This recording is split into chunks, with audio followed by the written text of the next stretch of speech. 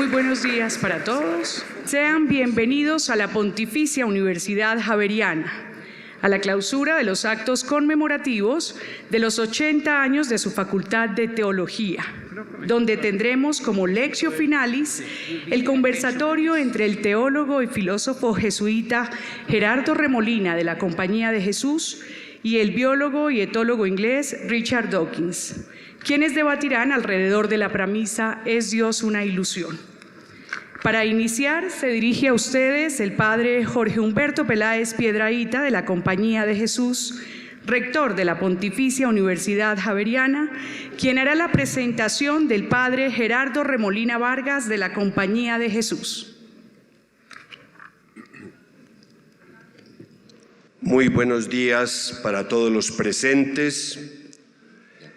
Padre Gerardo Remolina, de la Compañía de Jesús, profesor Richard Dawkins, señor embajador Peter Tiber, apreciados vicerrectores y secretario general, decanos, directivos, profesores y miembros de nuestra comunidad universitaria, invitados especiales, señoras y señores. Es muy grato para mí darles una cordial bienvenida a la Universidad Javeriana, sede escogida para iniciar el debate sobre ciencia, religión y fe que sostendrán el padre Gerardo Remolina y el profesor Richard Dawkins con base en una pregunta concreta. ¿Es Dios una ilusión? Es notoria la acogida que ha tenido la convocatoria de este evento, que se desarrollará sobre un tema que resulta de particular interés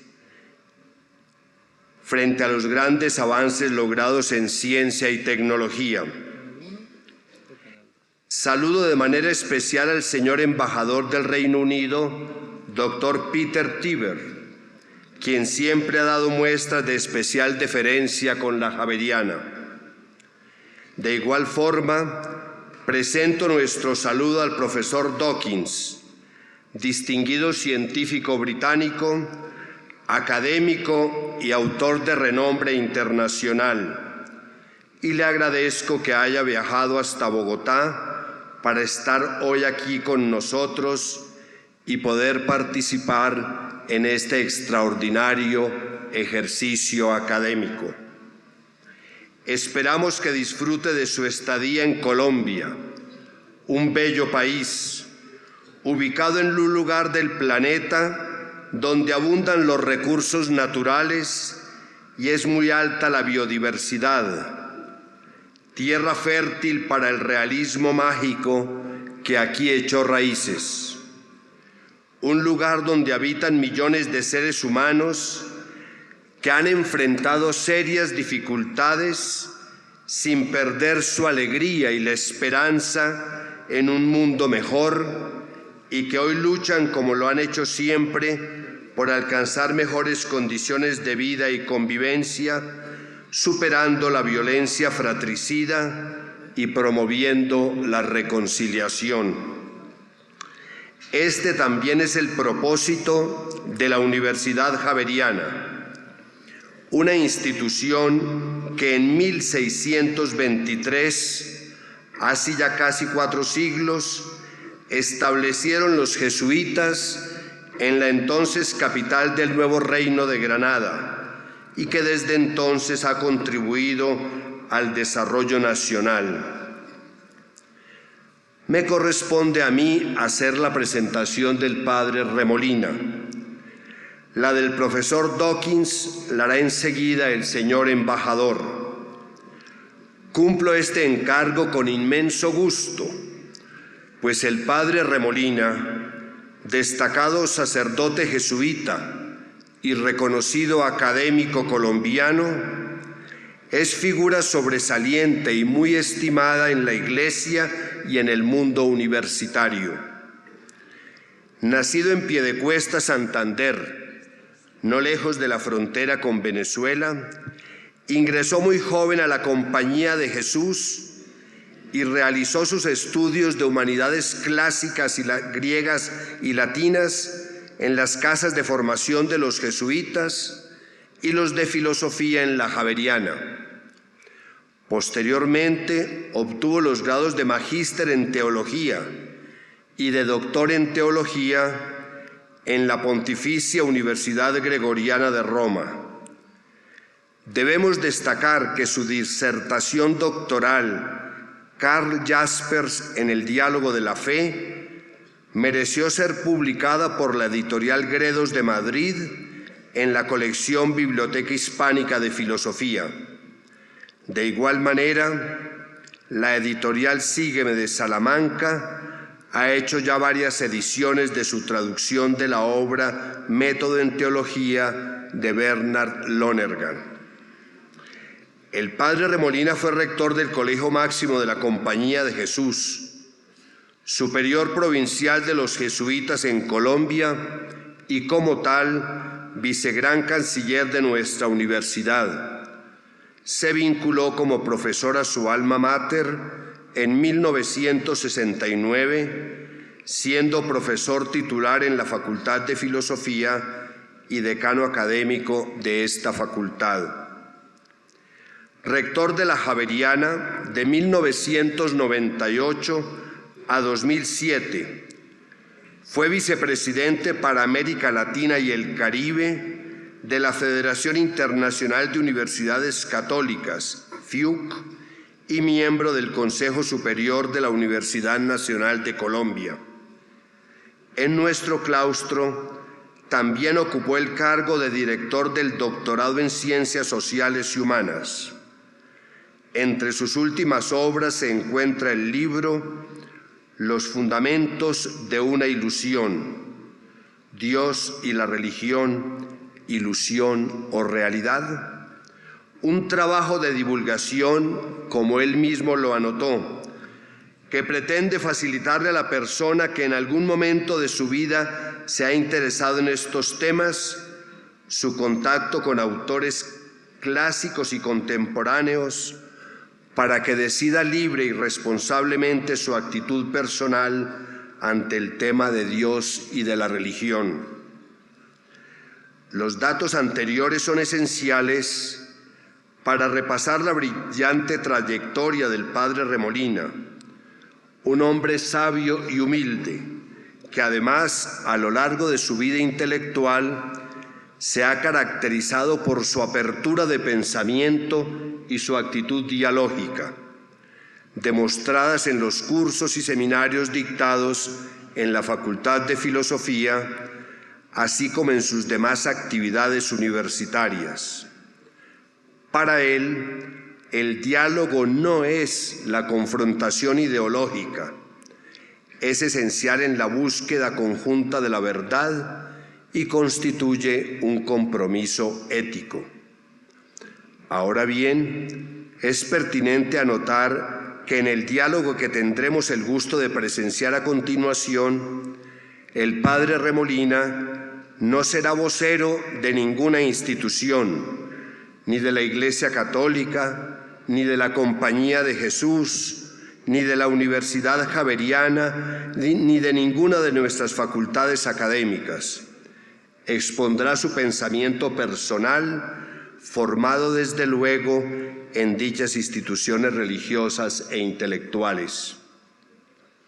Finalmente, permítanme hacer una breve consideración acerca de este encuentro, porque considero de la mayor importancia resaltar el valor que para una universidad como la nuestra tiene el debate, porque esto es lo propio de un centro de educación superior. Plantear preguntas, promover el diálogo y permitir el debate en medio de la diversidad de las ideas y el pluralismo de los argumentos, siempre con respeto y rigor, sin dogmatismos ni fundamentalismos. Es la forma de abrir caminos para el desarrollo del conocimiento y la cultura. Este es el contexto del diálogo entre fe cristiana y cultura y entre fe cristiana y vida que buscamos en la Javeriana, una universidad que profesa su compromiso irrestricto con la verdad y por lo mismo descarta la posibilidad de una oposición real entre la fe y la ciencia. Planteamientos consignados en nuestros estatutos. Estos principios se reflejan en el impulso especial que damos al quehacer interdisciplinario, que hoy en día es un imperativo en el mundo universitario. Solo así, con el concurso de todas las áreas del saber, apoyados en las potencialidades y recursos del ser humano, la universidad podrá cumplir cabalmente su misión y contribuir significativamente al progreso de la humanidad. Bienvenidos y muchas gracias.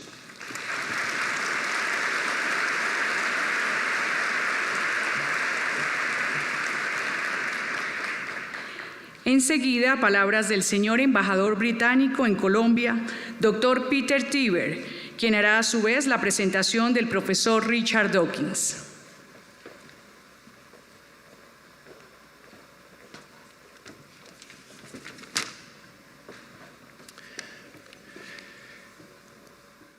Padre Remolina, Profesor Dawkins, señor rector, señoras y señores, muy buenos días. As this is a bilingual debate, I have been asked to speak in English and will do so. And I have been asked to introduce Professor Richard Dawkins, and it is a great honor and a pleasure to do so. A geneticist, evolutionary biologist, and expert in animal behavior, Professor Dawkins is one of the UK's and the world's most famous scientists. He studied at the University of Oxford before becoming assistant professor of zoology at the University of California, Berkeley. He then returned to Oxford to lecture in zoology from 1970. In 1995, he was named the Charles Simonyi Professor of Public Understanding of Science at Oxford University. He has very many scientific achievements and awards. Among them, he has been awarded the Michael Faraday Award, the International Cosmos Prize, and the Nuremberg Prize for Science in the Public Interest. In 2001, he was named a Fellow of the Royal Society, the oldest national scientific society in the world. But he is also a Fellow of the Royal Society of Literature, a testament to his impressive literary career. Among his very well-known books are The Selfish Gene, The Blind Watchmaker, Climbing Mount Improbable, The God Delusion, and even a book which distills his ideas for children called The Magic of Reality. When Professor Dawkins first published The Scientific Gene, the New York Times gave a very famous review, which I think made it onto the cover of several editions. The review simply said, "The sort of popular science writing which makes the reader feel like a genius." And I hope this morning, as we listen to the debate, we will all at the end of it feel a little like geniuses. Professor Dawkins has dedicated his career to arguing for evolution, rehabilitating it, reinforcing it, extending it, so that many of its tenets now underpin other areas of science. Within the scientific community, he is perhaps best known for reformulating Charles Darwin's theory of natural selection to focus on the role of genes. More widely, he has worked to expand public understanding of science and particularly of evolution through his research, his writing, and his foundation, the Richard Dawkins Foundation for Reason and Science. This year, the Royal Society ran a public poll to find the most inspiring science book of all time. And it was Professor Dawkins' first book, published in 1976, The Selfish Gene, which came top. Charles Darwin's classic 1859 text On the Origin of Species only took third place. So if Professor Dawkins will excuse me for saying so, he has eclipsed his mentor and hero, at least in this regard. Finally, before I leave the stage, I would just like to underline the UK's commitment to science in Colombia. I'm very proud to say that the UK is Colombia's main partner on scientific collaboration. Through this scientific collaboration, we help generate socio-economic growth and contribute to the UN's Sustainable Development Goals. We do this through two main tools, the Newton Fund and the Global Challenges Research Fund, which encourage collaboration and scientific research between Colombian and UK institutions and individuals. In total, we have invested nearly £15 million in Colombia since 2014. So I think it's entirely appropriate that I, representing the embassy in the UK, am here today to introduce Professor Dawkins, and we all look forward to a very interesting and stimulating debate. Thank you very much.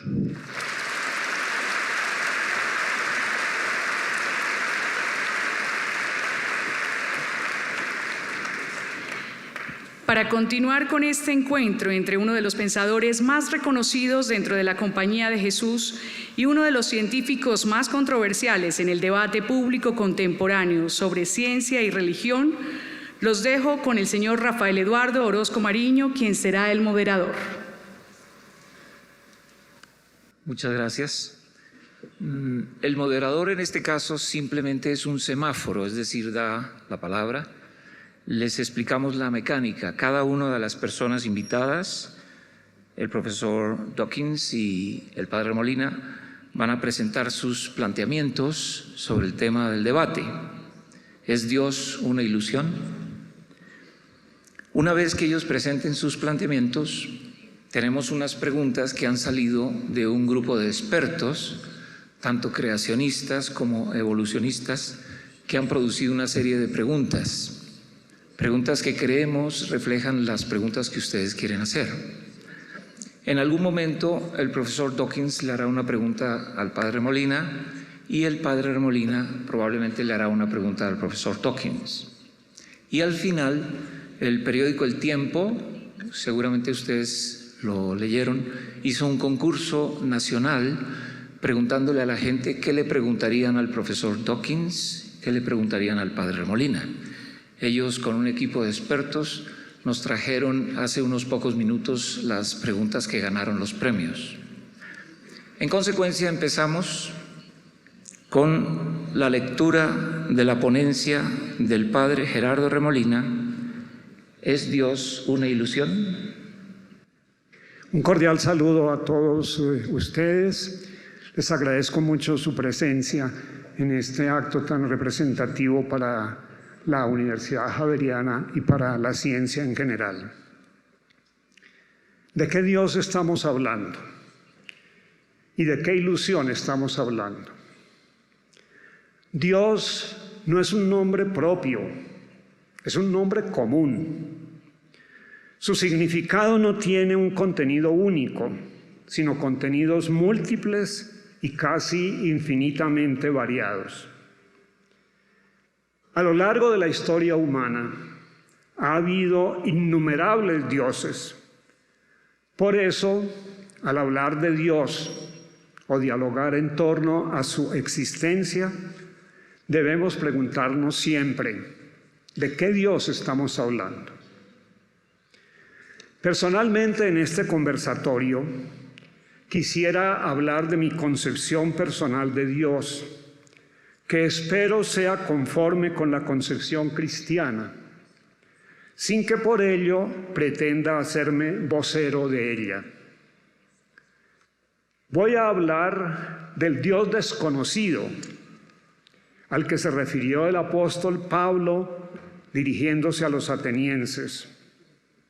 Desconocido quizás también hoy para la mayoría de los hombres y mujeres, y sobre todo desfigurado por sus imágenes y concepciones. De ese Dios que en el Areópago el apóstol quiso anunciar a los atenienses, cultores del conocimiento, de la ciencia y de la filosofía, al constatar que eran también profundamente religiosos, pues eran muchos los lugares que tenían para celebrar sus cultos. El Dios desconocido, del que les habló Pablo, aunque como él mismo decía, lo buscamos a tientas, no está lejos de cada uno de nosotros, porque en él vivimos, nos movemos y existimos. Él es quien nos da a todos la vida y el aire y las demás cosas. Si queremos traducir estas palabras en lenguaje filosófico propio de los griegos y quizás más entendible a nuestros intelectuales contemporáneos, Dios es el ser que todo lo envuelve y lo penetra. El ser infinitamente inmanente e infinitamente trascendente, porque todo lo que existe es ser, pero nada de lo que existe agota el ser.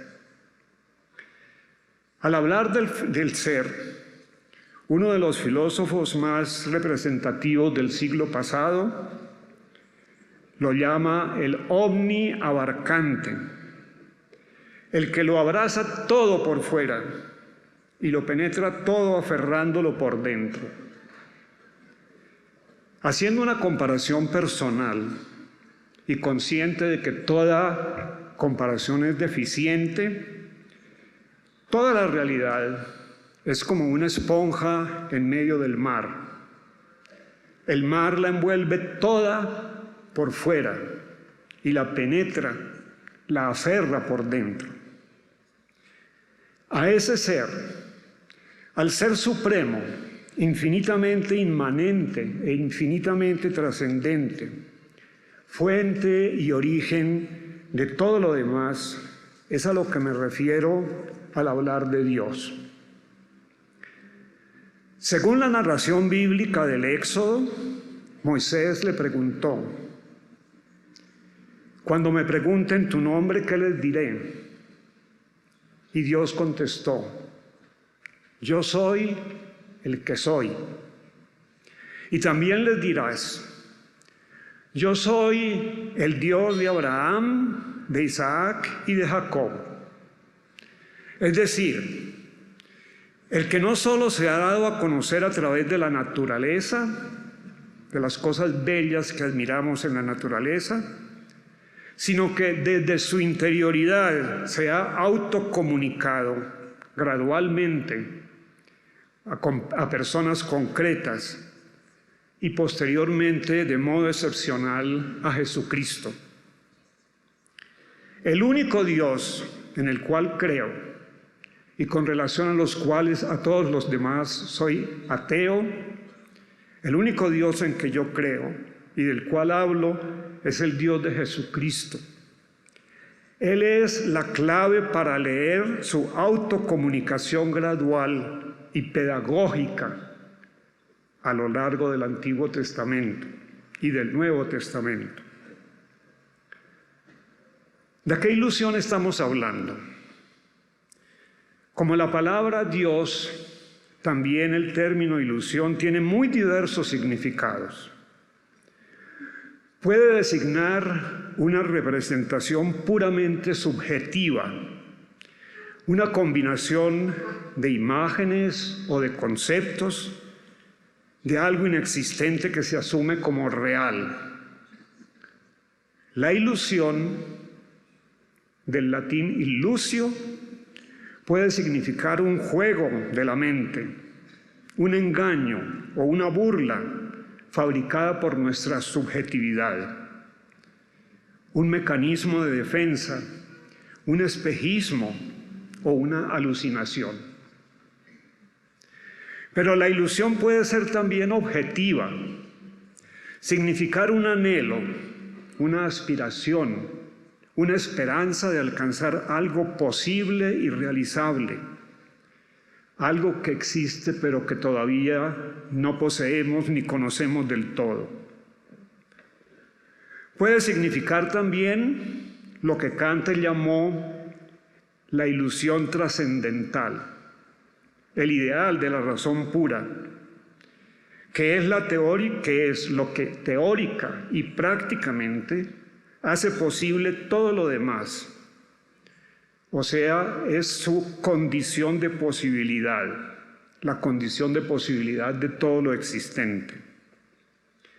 Sin embargo, Kant la califica de ilusión porque su realidad no ha pasado como un objeto por el uso empírico de los sentidos, ni tiene en cuenta los límites del entendimiento. Su sede es la pura razón, es una idea para él. Sin embargo, mi ser y el ser de todo lo demás no es una ilusión, no es un como si, no es una mera apariencia, como lo han sostenido algunos filósofos idealistas o agnósticos. La realidad, lo objetivo es ser. Pero a su fundamento, al ser, fuente y origen de todo lo demás, no podemos traerlo al laboratorio para examinarlo como un objeto más, como hago con una célula o una bacteria. El ser está presente en ellos, está presente en todo lo existente, es inmanente, pero trasciende, está más allá de todos los seres. Es en ese Dios en el que yo creo. Muchas gracias, Padre Remolina.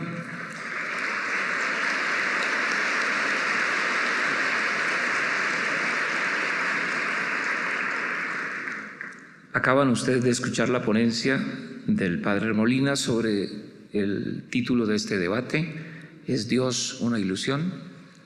Ahora vamos a escuchar las palabras, la ponencia del profesor Richard Dawkins sobre la misma pregunta, ¿es Dios una ilusión?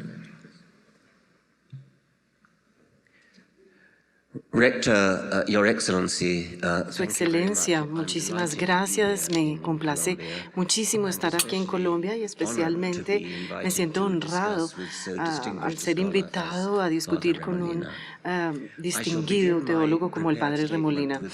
Debo comenzar mi afirmación o mi declaración con lo mismo que él dijo, de qué Dios estamos hablando. Este es un país en su mayoría cristiano, de la variedad católica de la cristiandad. Entonces, cuando la gente habla de Dios, aquí se refieren a Yahvé, el Dios tribal de los judíos, adoptado por los cristianos. En el IV siglo antes de Cristo, después de Cristo, bajo la influencia del emperador Constantino, que era un convertido, la cristiandad fue adoptada por el Imperio Romano. Y es por esto que la cristiandad jugó un papel tan importante en la historia del mundo. Fue un accidente histórico. El mismo Dios judío, bajo el nombre de Alá, fue luego adoptado por los musulmanes. Esas tres religiones, el judaísmo, el cristianismo y el islamismo, se conocen colectivamente como las religiones de Abraham por el patriarca mítico Abraham, que se conoce como el padre fundador de la religión judía.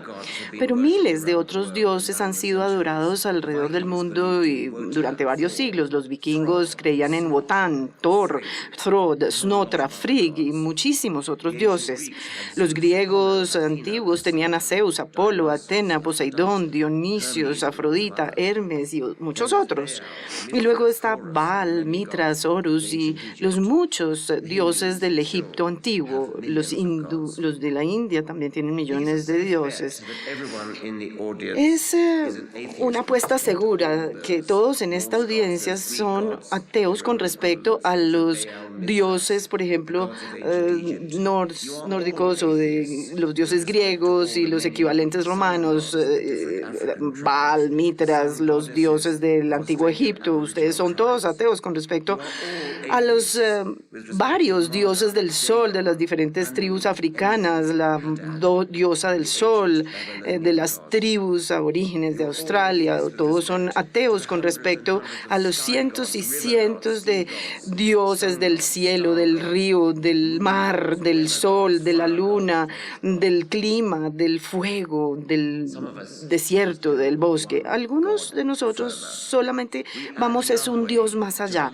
Le agregamos a Yahvé, además, a la larga lista de dioses en que no creemos. La única razón por la cual ustedes creen en el Dios cristiano en contraposición a los otros es porque fueron criados en un hogar cristiano. Si hubiesen sido criados en la antigua Grecia, le estarían rezando a Apolo. Si hubiesen sido criados en Babilonia, le rezarían a Marduk. Y si fuese en Noruega antigua, estarían adorando a Thor y a Wotan. Si me permiten un poquito de sarcasmo, uno podría decir, ¿no es increíble que casi que todos a través de la historia han creído en el mismo Dios de sus padres? Y qué coincidencia tan increíble. Siempre resulta ser el correcto, el Dios correcto. Pero también podrían decir, olvidémonos de todos los nombres que han dado a Dios. En lo que ustedes creen es en algo más profundo, y lo hemos oído de alguna manera explicado por el padre Remolina hace unos minutos. Debe haber algo más que el mundo material, algún creador supernatural responsable del universo y su orden, un diseñador inteligente que diseñó las leyes de la física y las constantes físicas fundamentales de tal forma que eventualmente en la plenitud del tiempo, la evolución seguiría andando y eventualmente le daría lugar a las plantas, los animales sensibles que llamamos humanos. Dios es un matemático cósmico, un físico divino.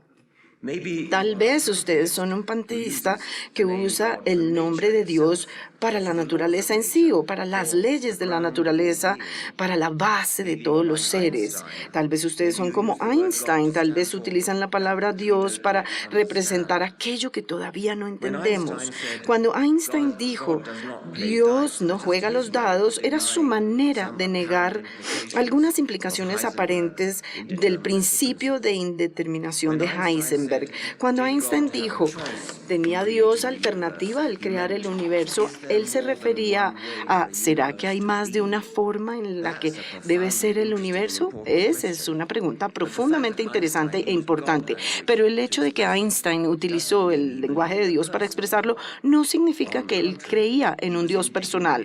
Por el contrario, él sentía que la idea era indignantemente despreciable. Decía, desde luego fue una mentira lo que usted leyó sobre mis convicciones religiosas, una mentira que se repite sistemáticamente. Yo no creo en un Dios personal, nunca lo he negado, y lo he expresado claramente. Si algo hay en mí que puedo llamar religión, entonces es esa admiración infinita por la estructura del mundo, hasta ahora como la ciencia lo puede revelar. Y termino ahí con la cita de Einstein.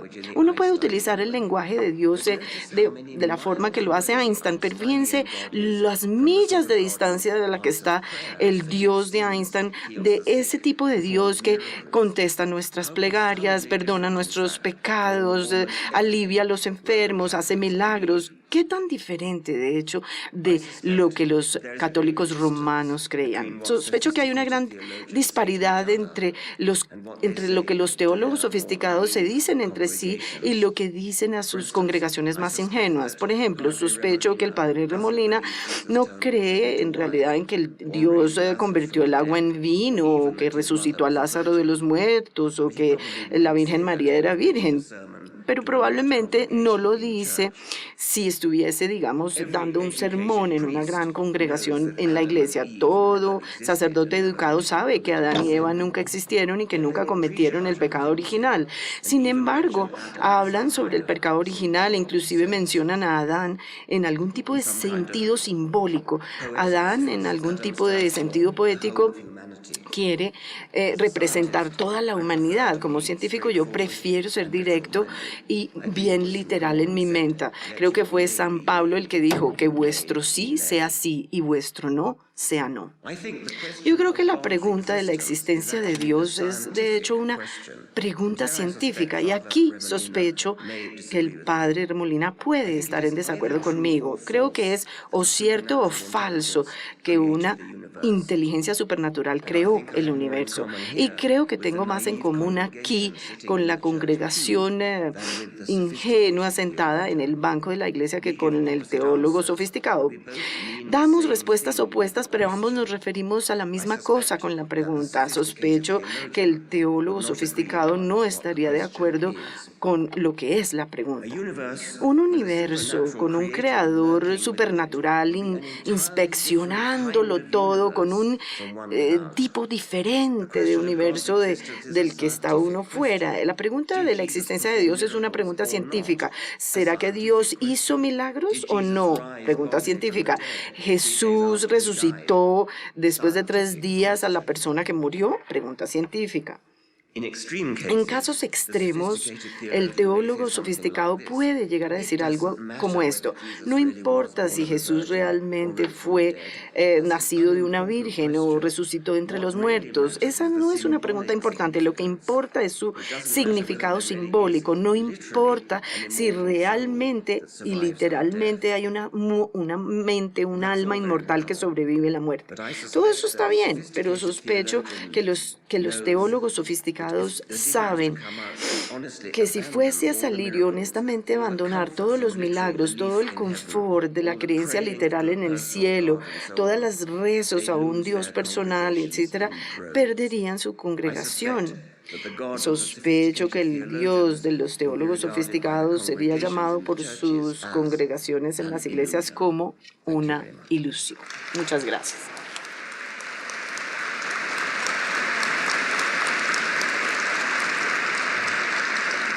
Muy bien, cada uno de ellos ha hecho su planteamiento y vamos a iniciar con las preguntas acerca del tema. La primera pregunta se la vamos a formular al padre Remolina. De acuerdo con sus conocimientos, padre, ¿cuántos años tiene el universo, la Tierra y el hombre de existir?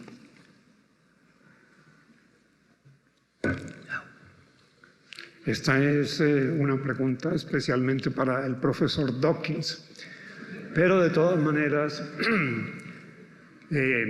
teniendo en cuenta lo que ha sido mi cultura general, podría decir que según los astrónomos, los astrofísicos y los arqueólogos de hoy, la edad del universo comprende entre 13.761 millones y 14.000 millones de años. Y la Tierra,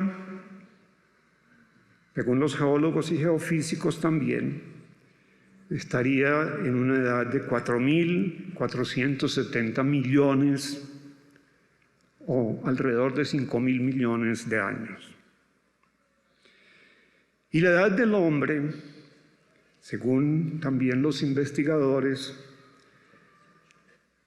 ha comenzado a evolucionar hace cerca de 2.500.000 años, la evolución del género Homo.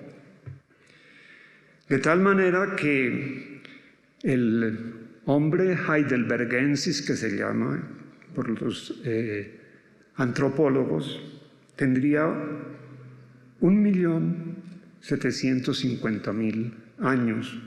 Es el hombre hábil, el que pudo realizar algunos instrumentos, etc. Y los neandertales tendrían 500.000 años, porque resistieron a la última glaciación. Finalmente, el Homo sapiens, diríamos nosotros de alguna manera, tendríamos 400.000 años. Y nos distinguimos especialmente por la capacidad de inventar, de aprender, de utilizar estructuras lingüísticas complejas, sintácticas, utilizar pensamiento lógico, matemático, crear música, crear ciencia, crear tecnología. Estos hechos, estas edades, nos plantean en primer lugar una afirmación. El universo comenzó, tuvo un principio. Pero la pregunta filosófica va más allá. ¿Cuál es el origen de eso? Porque antes de los 13.000 o 14.000 millones de años no existía el ser y ahora existe. ¿Cuál fue su origen? ¿Cuál fue su fuente de donde brotó? Esa sería la pregunta que quedaría después de escuchar esto de las edades del universo, de la Tierra y del hombre. Muchas gracias, padre.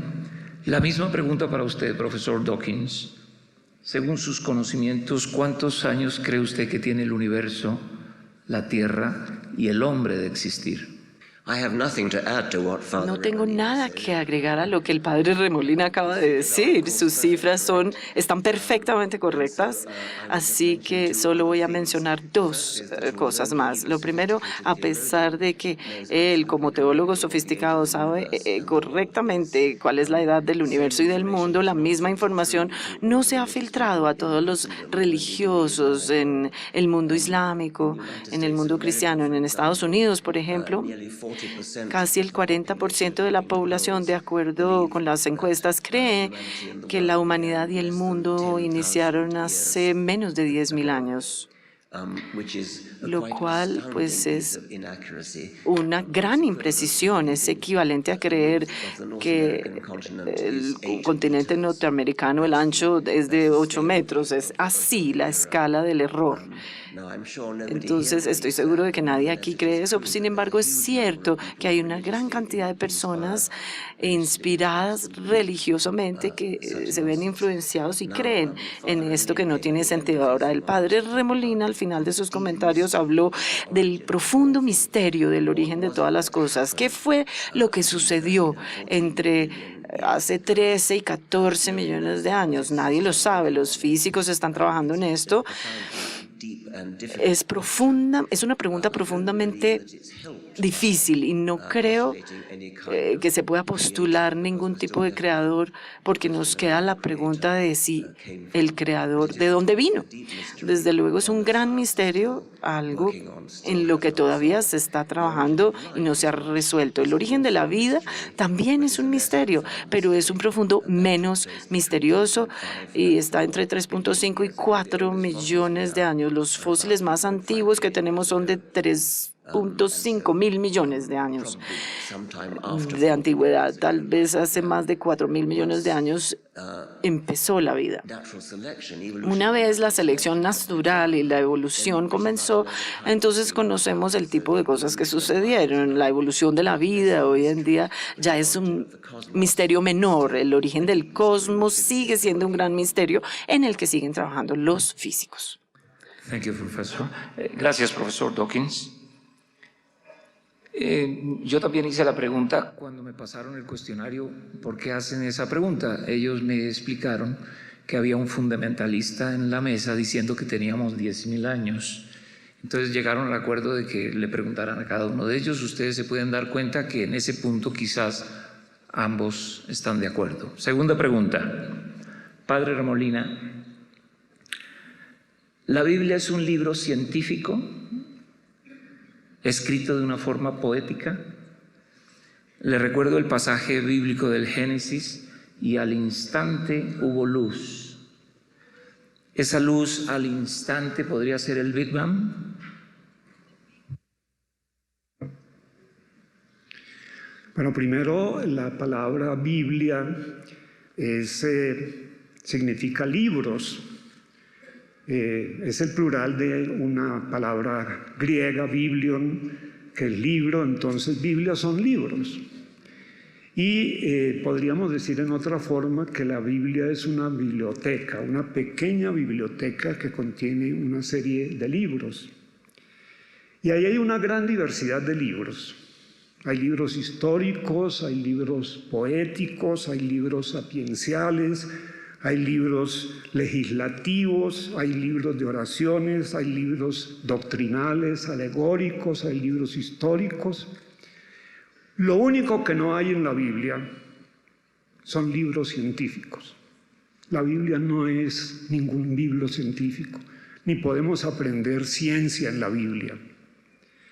Entonces, además de eso, estos libros, entonces cuando vamos a leer la Biblia no vayamos a buscar nada científico. ¿Qué podemos buscar en la Biblia? En la Biblia podemos buscar la historia de una serie de experiencias espirituales, humanas, de búsqueda, de logros, de fracasos. Eso es lo que podemos buscar en la Biblia. Es un libro profundamente humano. Y los autores de la Biblia son autores muy diversos, tanto en tiempos como en formas de expresarse. Hay libros de la Biblia que son compuestos a lo largo de miles de años por diversos autores. Entonces, ahí lo que tenemos que ver es el tipo de estilos literarios que tiene la Biblia, cuándo fueron escritos, cuál fue el significado que quisieron dar a esas expresiones. En la Biblia no hay ciencia, pero sí hay ciencias bíblicas, es decir, es necesario estudiar científicamente la Biblia. Esto quiere decir que es necesario que haya una exégesis de las expresiones de la Biblia, de tal manera que se comprenda exactamente dentro del ambiente cultural, dentro del ambiente del conocimiento que había en ese momento, qué fue lo que se quiso decir. Y a partir de eso que se quiso decir, es necesario que haya una hermenéutica, es decir, una ciencia que trate de interpretar de la manera más exacta posible cuál es el significado del mensaje que se tradujo, que se transmite a través de la Biblia. Entonces, resumiendo, en la Biblia no hay ciencia. En la Biblia lo que hay son experiencias humanas y religiosas que se transmiten en diversas formas, de estilos literarios, y corresponden a tiempos muy diversos.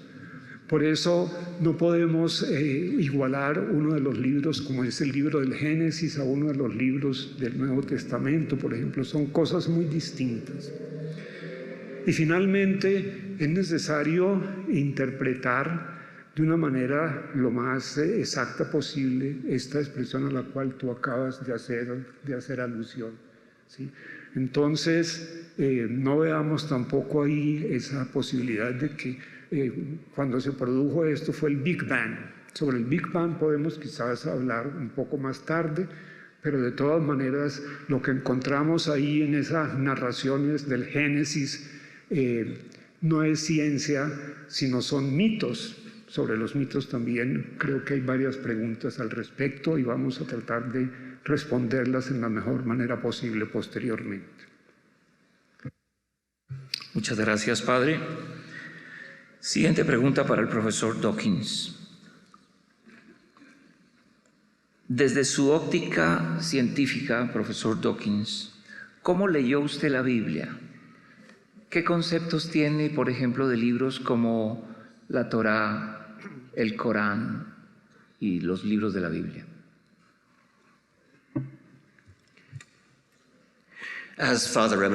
Como lo dijo el padre Remolina, la Biblia es una biblioteca de libros, una colección de libros, y los particulares que se incluyeron en la Biblia, el canon, que fue una decisión arbitraria, al igual que otros libros que fueron excluidos, que generaron una controversia en el inicio de la Iglesia sobre qué libros debían incluirse en el canon y cuáles no.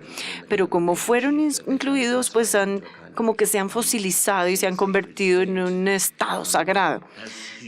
Como él lo dice, la Biblia no es un trabajo de ciencia, pero nuevamente tengo que decir que desafortunadamente hay muchas personas en el mundo que lo piensan. Y enormes números de personas en Estados Unidos y el mundo islámico sí creen que es un trabajo de ciencia, y creo que es responsabilidad de los teólogos sofisticados como el padre Remolina que los desilusionen y les digan enfáticamente, como él lo acaba de decir, que la Biblia no es un trabajo de ciencia. Demasiadas personas en el mundo creen que es un trabajo de ciencia. Y también, de hecho, tampoco es un trabajo de historia. Hay muy poca evidencia histórica objetiva de cualquiera de esos eventos históricos, de que cualquiera de ellos hayan tenido lugar. Como lo dice él, es en su mayor parte un mito. No hay evidencia de que Abraham haya existido o que David es un poco más reciente esta creencia. Por favor, no lean la Biblia como un trabajo de moralidad, tampoco. Yo creo que si ustedes leen el Antiguo Testamento estarán de acuerdo conmigo en que como trabajo de ficción, que es lo que creo que es Dios, es la personalidad más poco complaciente. Es una persona bastante dura. Lean la Biblia, como lo dijo alguno de mis colegas, la mejor cura para ser religioso es leer la Biblia. Es, sin embargo, un trabajo de la literatura. No sé cómo serán las bellas traducciones de la Biblia al español, pero la versión en inglés del rey James es un hermoso libro de literatura inglesa, es el lenguaje de Shakespeare de la época contemporánea, así que creo que no es accidente que tanto de la literatura inglesa contenga alusiones y referencias a la Biblia. Uno no puede entender la literatura inglesa a menos que conozca la versión del rey James. Entonces, es literariamente importante y también es históricamente importante que los niños se familiaricen con la Biblia, porque desde luego la religión ha jugado un papel importantísimo en la historia mundial, en la historia de Europa. Entonces estoy a favor de la educación bíblica, pero no que le enseñen a los niños que la Biblia sea la verdad literal. Y creo que el padre Remolina está de acuerdo conmigo en esto. Muchas gracias, profesor Dawkins. Siguiente pregunta, padre Remolina, aunque creo que ya la contestó, pero tengo que hacérsela. Según las creencias judía, cristiana y musulmana, y así está registrado en la Torá, la Biblia y el Corán, Adán y Eva fueron los primeros seres humanos, hombre y mujer, que poblaron la tierra y que fueron puestos en el Edén, probablemente Etiopía, después de ser creados por Dios. ¿Usted considera que ese relato es una alegoría, una fábula, una leyenda con significado simbólico para transmitir una enseñanza, o Adán y Eva es un hecho real? Bueno, ante todo yo diría que Adán y Eva es un mito. Pero quisiera hacer una distinción muy clara entre lo que es un mito, lo que es una fábula, lo que es una leyenda. El mito, más que un relato imaginario y fabuloso, es una estructura de pensamiento. Una estructura de pensamiento del ser humano cuando se enfrenta a grandes problemas e interrogantes acerca del universo y acerca de sí mismo. ¿Qué es el hombre? ¿De dónde venimos? ¿Para dónde vamos? ¿Cómo surgieron las cosas? Son las preguntas que el mito pretende no explicar. Ahí una vez más no se trata de explicar nada a través del mito. Se trata de asumir una actitud de vida frente a esos interrogantes. Asumir una actitud de vida ante el interrogante de ¿para qué estoy yo aquí? Y entonces armo un símbolo complejo. Los mitos son una colección en ese sentido de símbolos, es decir, de expresiones que pretenden manifestar algo que nos es muy difícil conocer de una manera precisa como lo hace la ciencia. Entonces el mito no pretende explicar nada, sino asumir una actitud de vida frente a esos interrogantes. Hay mitos literarios, de acuerdo con el lenguaje que se utilice. Hay mitos religiosos, de acuerdo con el lenguaje también que se utilice. Y como reconoce, por ejemplo, el autor del bellísimo libro Cosmos, Carl Sagan, hay mitos científicos también. Cuando se expresan ciertos asuntos, ciertos problemas que no han sido todavía probados científicamente, pero se expresan en formas, en lenguaje científico. Voy a decir una cosa muy arriesgada aquí delante del profesor. El Big Bang es un mito científico, se expresa en términos científicos. El Centro de Investigación Europeo de Nuclear está haciendo un esfuerzo por reproducir el Big Bang. Y yo personalmente creo que lo va a realizar, lo va a hacer. Pero al comienzo es simplemente una intuición, por decirlo así, una especie de hipótesis que se expresa de una manera científica. Y llega un momento en el cual deja de ser un mito y comienza a ser una realidad científica.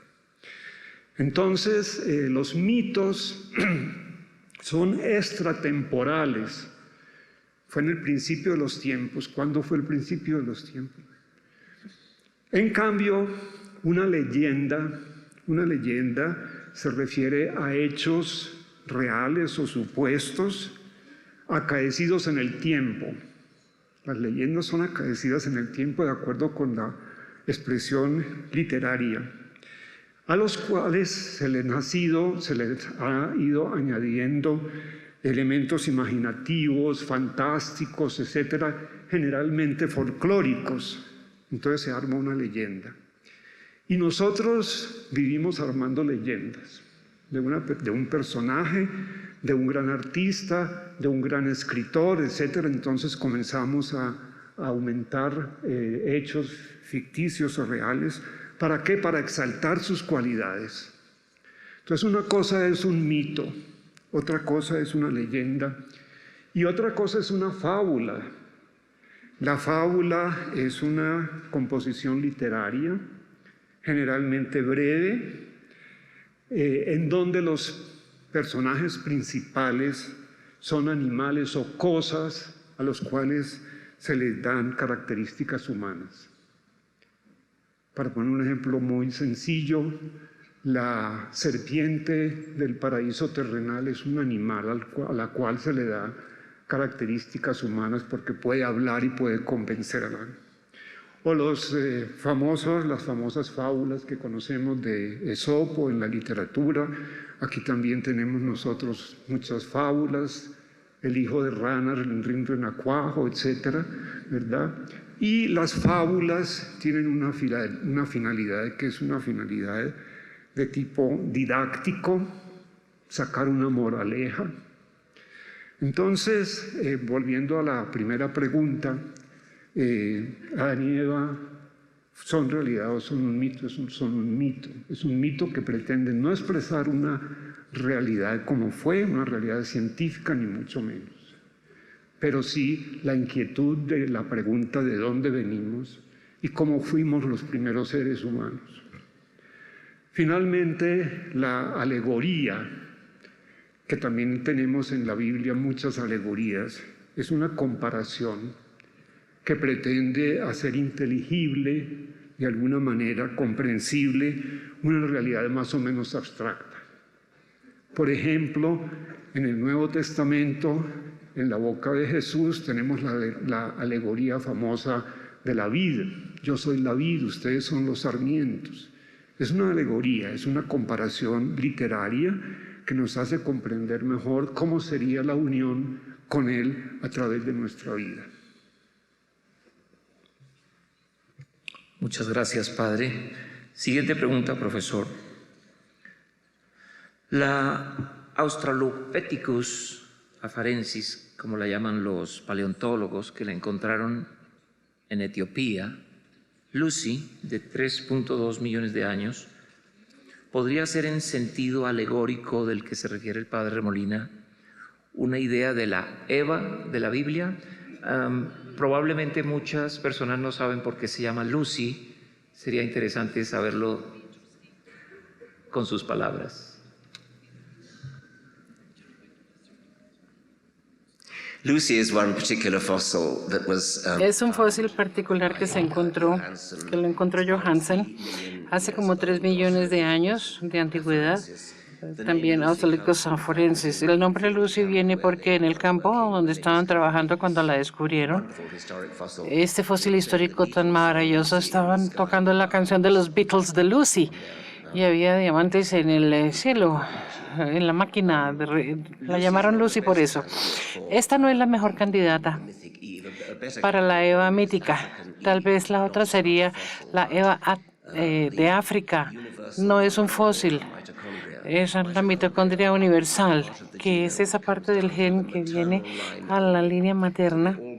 O sea, todos tenemos un mitocondria de nuestra madre materna y de la abuela o de bisabuela materna. O sea, es un ADN del mitocondrio que pasa por todo el árbol familiar. Todos los demás genes, que aparte de los que tienen los hombres, se van perdiendo en el proceso genético. Entonces, en el mitocondrio es más fácil porque así se encuentra una cosa fascinante, que todos los europeos descienden de más o menos 7 mujeres separadas que vivieron en Europa en algún momento en los últimos décimas o centésimas de años. Hay una sola mujer que vivió en África hace como 100.000 años o un poco más, y se le llama la Eva africana, que es un nombre poético que se le dio a ella, porque ella no estaba sola en el mundo en ese momento, había mucha gente alrededor de ella y desciende también de muchas otras personas, pero la Eva africana es de la cual nosotros obtenemos nuestro mitocondrio. Y yo creo que es muy interesante llegar a lo que el padre Remolina decía de los mitos. ¿Y por qué estoy yo aquí? Pues todas las culturas, como él dice, tienen su propio origen, o sus propios mitos de los orígenes. Son numerosos, son hermosos. Ustedes pueden los ver en muchas frases que están en otras fronteras, en otras partes. No hay nada diferente en el mito de los origen de los judíos. Nuevamente yo tengo que resaltar aquí que el mundo de las personas religiosas no es mistificado, como dice el padre Remolina. Ellos creen en estas personas históricas, creen que sí hubo una culebra que hablaba. Eso es lo que nosotros discutimos aquí. Aquí tenemos tratar de persuadir a la gente así. Es nuestra discusión. Esto no es historia. El Big Bang como mito. No estoy de acuerdo con esto. El Big Bang, sí es cierto que hay mucha más evidencia que se requiere, pero es un poco diferente porque el Big Bang está apoyado por mucha evidencia ya. Hay evidencia de Edwin Hubble, que descubrió el universo que se está expandiendo y se extrapola hacia atrás del universo en expansión. Llegamos a un punto entre 13 o 14 trillones de años en donde esto proviene de allí. Evidencia sí hay. Los mitos del origen de diferentes personas en el mundo, hay muchos de estos mitos y tienen muchísimos detalles, pero los detalles obviamente están relacionados con lo que realmente pasó. O sea, todos son diferentes. Mientras que el Big Bang no es arbitrario. Estos detalles, como se especifican, es decir, el tiempo en el que ocurrió, se basan en evidencia. Thank you. Gracias, profesor Dawkins. Siguiente pregunta, padre Remolina, en el mismo sentido de la anterior. ¿Podríamos traer a este conversatorio muchos temas registrados en la Biblia que no resisten la prueba de un análisis científico en el siglo XXI? El arca de Noé, la Torre de Babel, el pez gigante que se traga a Jonás, el asna de Balaam que habla, el sol y la luna que se detienen en el libro de Jasher, la separación de las aguas en el Mar Rojo, etcétera, etcétera. Estos ejemplos prueban, como lo dijo hace un momento, que los libros sagrados contienen un conjunto de fábulas, probablemente para entender enseñanzas éticas y morales. ¿Cómo debemos interpretar hoy los mitos y las leyendas? Lamento mucho, pero creo que ya la contestó, pero si quiere complementarla, por favor. Sí, yo creo que de alguna manera ya he respondido a esa pregunta, ¿verdad? En la Biblia pues hay muchas de estas formas, expresiones literarias que tienen muy diverso significado. Pero yo aprovecho más bien para referirme un poquito más a lo del Big Bang. Yo estoy de acuerdo con lo que usted dice, profesor Dawkins. Hay evidencias y desde luego lo que están haciendo en el Centro Europeo de Investigación Nuclear nos está dando datos muy concretos, pruebas o evidencias, como llaman los científicos. Y en ese sentido, pues muy probablemente llegue el momento en el cual haya tales evidencias que se digan, no, lo del Big Bang es una realidad, fue una realidad, ¿verdad? Y no es simplemente como probablemente comenzó en su primer momento una intuición que se formuló de una manera más o menos mítica desde un punto de vista científico, entendiendo el mito científico en la forma como decía Carl Sagan, son intuiciones o formas de pensar, estructuras de pensar que se expresan de una manera científica.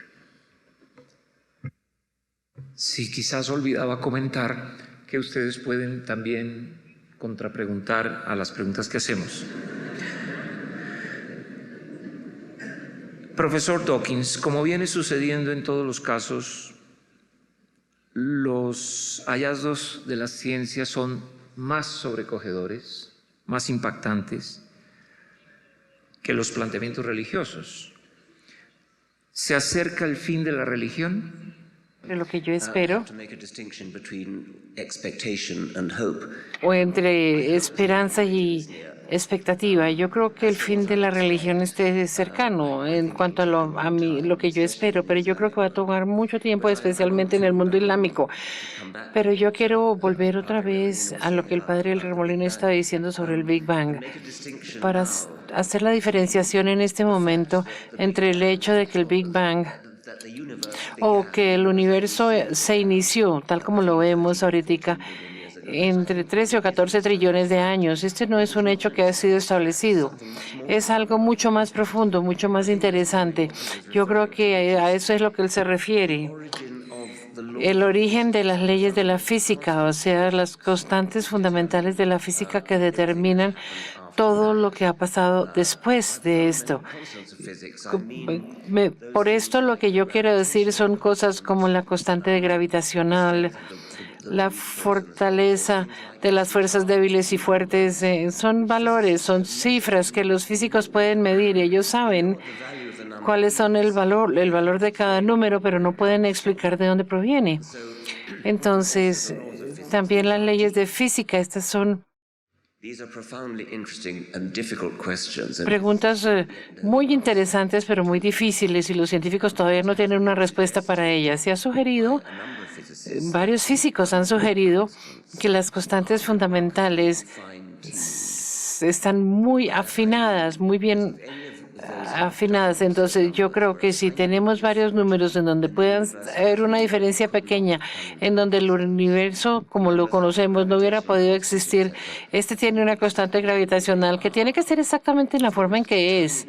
Si hay una pequeña diferencia, pequeñísima, la galaxia no se hubieran formado, las estrellas no se hubieran formado, la química no hubiera sucedido, la biología tampoco hubiera podido ocurrir.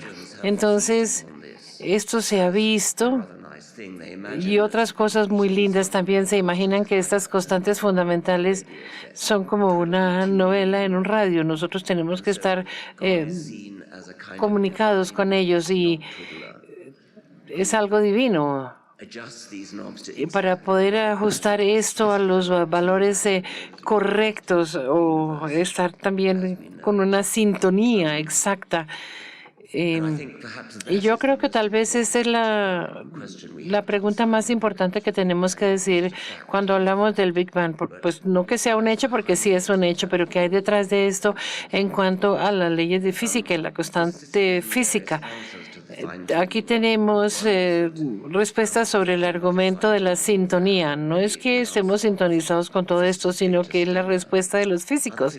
Fitzgerald, otros físicos han dicho, sí, tal vez es cierto que si nosotros giramos un botón solamente, destruimos totalmente el universo, por así decirlo.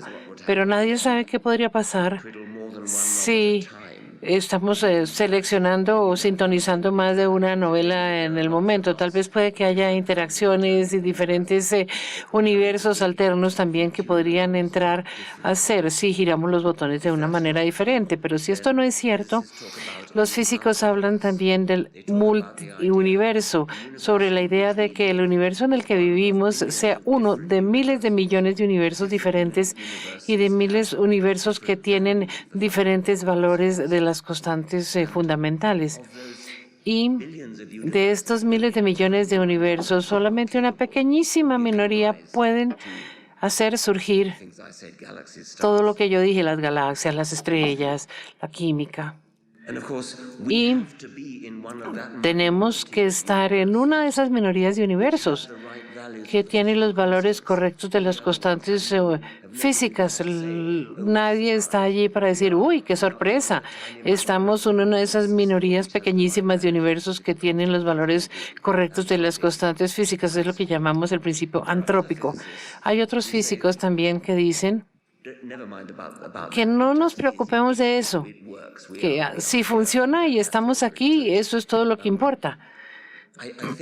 Yo creo que lo que yo diría es que la idea de múltiples universos hay muchos físicos que están a favor de esto y el número es grande. Lo que yo no creo que satisface es la idea que tiene que haber un creador el que los sintoniza. Uno simplemente empuja un poco más el problema, un paso más adelante, preguntándose uno de dónde viene. Es muy difícil explicar cómo un creador entra en existencia espontáneamente y repentinamente para poder definir o sintonizar mejor esas constantes fundamentales. Simplemente sucedió. Yo diría a favor del múltiple universo y de esta teoría es que es profundamente no satisface mucho realmente. Dawkins, padre, usted hizo un planteamiento sobre de qué Dios estamos hablando, pero todos conocen su hoja de vida impecable. Muchos quieren saber a Gerardo Remolina quién es para él Dios. Que mucha gente se queda un poco en planteamientos filosóficos, pero quiere ir más a su convicción personal. ¿Quién es para usted Dios? Antes de responder a esta pregunta, yo quisiera reafirmar algo de lo que dijo el profesor Dawkins a propósito del Big Bang. Y es que uno de los premios Nobel que se concedió últimamente fue precisamente a los que percibieron las ondas gravitacionales, lo cual es una de las consecuencias del Big Bang. Después de miles y miles de años, pero se perciben esas consecuencias de tal manera que estoy muy de acuerdo con lo que acaba de decir usted, profesor Dawkins, a propósito del Big Bang. Se está confirmando ciertamente con evidencias, pero volviendo a la pregunta o viniendo a la pregunta que me hace usted, ¿quién es Dios para mí? Pues ya en la primera introducción que hice a este evento, lo dije de alguna manera un poco más filosófica, si se quiere, pero quisiera concretarlo algo más. Para mí, el Dios en que yo creo es el Dios de Jesús. Es desde Él desde quien hay que iluminar todas las concepciones de Dios. Entonces, para mí el Dios es el Dios que conozco a través de Jesús y que lo siento de una manera muy personal. Es el Dios de Jesucristo, que es el Padre de todos los hombres, de todos los seres humanos. Por eso yo creo que la oración del Padre Nuestro es la oración más universal que hay. Padre nuestro, Él es nuestro Padre. Es un Padre que nos ama, es un Padre que nos dio la vida, es un Padre que nos ama verdaderamente. Y por consiguiente que somos hijos suyos, somos de su estirpe, es decir, participamos de la realidad de Dios. Dios está presente en nosotros, está presente en mí. Y por consiguiente también somos hermanos entre nosotros. Entonces, para mí la experiencia de Dios es esa, es la de tener un padre, la de tener unos hermanos, la de compartir con ellos lo que es mi vida, lo que es mi suerte. Y yo creo que Jesús no vino propiamente a traer una nueva religión. Después hablaremos de la religión. Sino que vino a traer un reino de Dios. Y ese reino de Dios no es una teocracia. Siempre rehusó ser rey. Ese reino de Dios es un reino de la verdad. Entonces, cuando yo procuro buscar y encontrar la verdad, hacer la verdad, estoy experimentando a Dios. Es un Dios de la vida, es un Dios de la justicia, es un Dios del amor y de la paz. Entonces, cuando yo trato, dentro de mi limitación personal, vivir esa realidad de Dios, tengo que ser una persona veraz, una persona honesta, una persona justa, una persona que ame verdaderamente. San Juan lo decía muy bien: si no amas, no has conocido a Dios, eres un mentiroso. Entonces, yo siento esa necesidad verdaderamente de amar verdaderamente.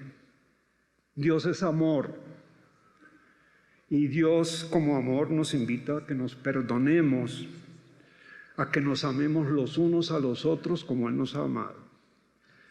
Entonces es un Dios de todos. Ese es mi Dios. Es un Dios, es el Dios de Jesucristo, en donde todos somos hermanos, en donde todos debemos convivir pacíficamente, donde todos debemos buscar la paz. No podemos decirnos mentiras, sino que tenemos que ser transparentes los unos a los otros. Bueno, ese es el Dios en el cual yo creo. Muchas gracias, Padre. Doctor Dawkins, profesor, la naturaleza es el conjunto de las cosas que existen en el mundo o que se producen o modifican sin intervención del ser humano. Si Dios para usted existiera, ¿Dios podría ser la naturaleza y sus leyes? I think that's playing with words. Creo que eso es jugar con las palabras. Realmente no ayuda mucho usar el idioma de Dios cuando hablamos de la naturaleza. Claro que, como yo decía en mi introducción, es algo totalmente diferente de la concepción de Dios que tiene la gente religiosa, o como dijo el padre Remolina, el Dios de Jesús. Uno puede jugar con las palabras si quiere y decir Dios es la naturaleza o Dios es las leyes de la física, cosas así, pero estamos hablando realmente a muchas personas que creen en su Dios, el Dios de Jesús o de Alá o de Mohamed. Es muy diferente. Yo creo que está mal utilizado el idioma allí, utilizar ese idioma de Dios para esto. Yo creo que Einstein él dice que esto se usa para engañar a las personas, utilizando este lenguaje para que la gente entienda algo diferente de la gente que cree en Dios y lo que quiere decir la palabra de Dios. Muchas gracias.